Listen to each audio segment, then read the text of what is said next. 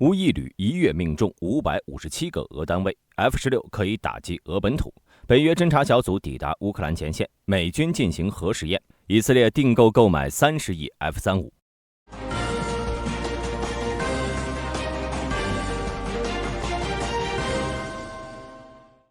要问谁是5月份俄乌战场的 MVP， 乌克兰第92机械化旅有话要说。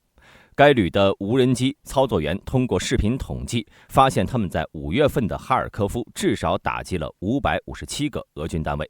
和指挥混乱的俄军不同，该旅的无人机驾驶员是在战争中一边学习一边成长的。为了增强探测和摧毁目标的能力，该旅成立了多支职能不同的无人机部队，分别是涉及攻击无人机组的飞行俱乐部、进行大规模无人机行动的无人机营阿卡留斯，以及其他拥有无人机的部队空中侦察人员。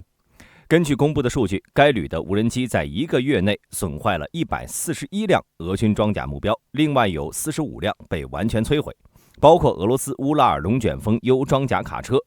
2S1康乃馨自行榴弹炮、乌拉尔卡车等等，同时还有大量的俄军地堡、弹药库以及普通的步兵，甚至还有27个俄军无人机驾驶员。他们因为乌军的电子战设施暴露了位置，所以遭到了乌军无人机的反向攻击。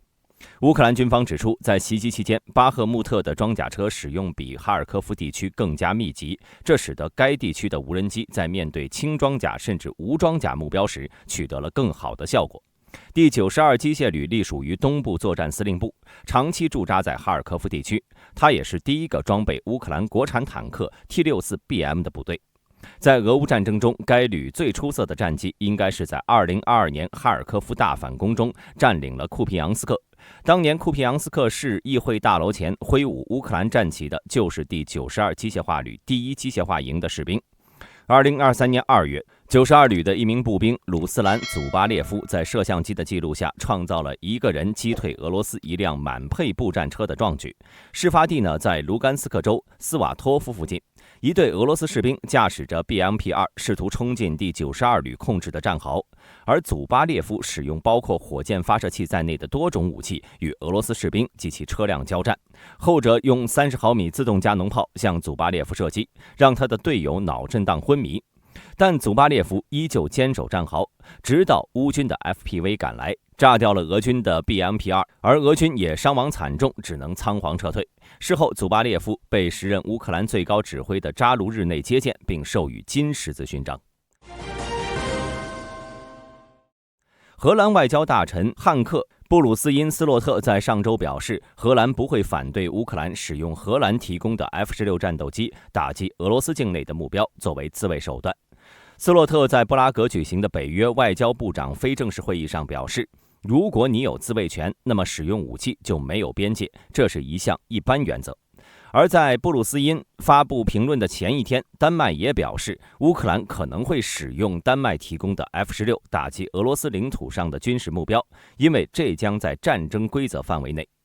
根据德尔菲5月6号报道，荷兰国防部长伊萨奥隆格伦在维尔纽斯举行的新闻发布会上表示，荷兰计划今年秋天向乌克兰交付 F-16战斗机。此前，丹麦已经在夏季开始转移飞机了。荷兰向乌克兰提供的是比利时的同款，也就是 F-16 Block 15的升级版本 F-16 MLU。主要升级的地方呢，就是将驾驶舱和航空电子设备升级到了 F-16 Block 50、52相当的水平，比如升级的雷达 APG-66V2A， 并且修改了一些小 bug。这次改进让这些老版本的 F-16也可以装备最新的北约武器。最初荷兰有200多架，不过现在只剩下60多架，其中有42架被捐赠给了乌克兰。F-16 MLU 可以携带 AIM-9M 响尾蛇，也可以携带更为先进的 AIM-120 中程空空导弹，最远射程可达180公里。在北约雷达系统的侦察下，乌军可以使用 F-16在俄罗斯防空系统的射程之外对俄境内目标进行打击。同时，北约侦察小组也已经出现在了俄乌战场，这使得俄乌之间的信息差距更加悬殊。为此，俄军甚至公开在媒体上抱怨。6月4号，俄罗斯代表团团长康斯坦丁·加夫里洛夫在接受俄消息报采访时说，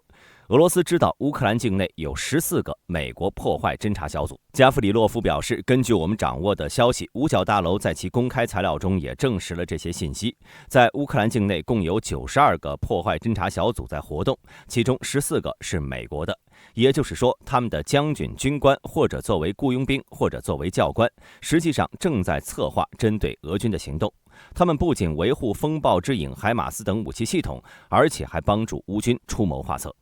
大兵依稀记得，今年2月27号，俄罗斯联邦委员会副主席科萨切夫通过社交媒体称，如果北约向乌克兰派遣军队，这可视为该组织直接参战，也可视同为向俄罗斯宣战。而克里姆林宫发言人佩斯科夫在被问及如果北约军事人员进入乌克兰，俄罗斯会有何反应，是否会和北约爆发战争时，佩斯科夫怒斥道，在这种情况下，我们要讨论的就不再是可能性，而是必然性了。很明显，北约在乌克兰土地上是俄罗斯不可碰触的一道红线，而如今俄罗斯官员亲自说明，他们早就发现北约军事人员在乌克兰前线作战。但很明显，俄罗斯没有向任何一个北约国家宣战，甚至也没有向乌克兰宣战。看来，面对更加团结、更加强大的北约，俄罗斯也是不敢直接触眉头，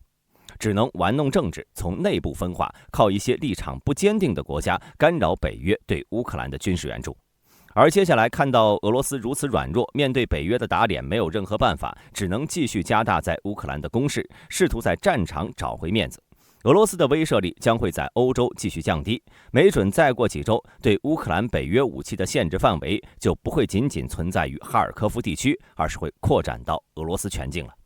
6月4号，《每日邮报》报道，一枚未携带弹头的民兵3洲际导弹在太平洋时间4号中午12点56分，从加利福尼亚州的范登堡太空军基地发射升空，飞行了6400多公里，到达位于太平洋中部马绍尔群岛的一个实验场。据报道，4号的导弹试射活动也是本周2次试射计划中的第一次，下次试射定在6号。美军方官员表示，这次试射目的是展示美国核力量的战备状态，提供对国家核威慑的信心。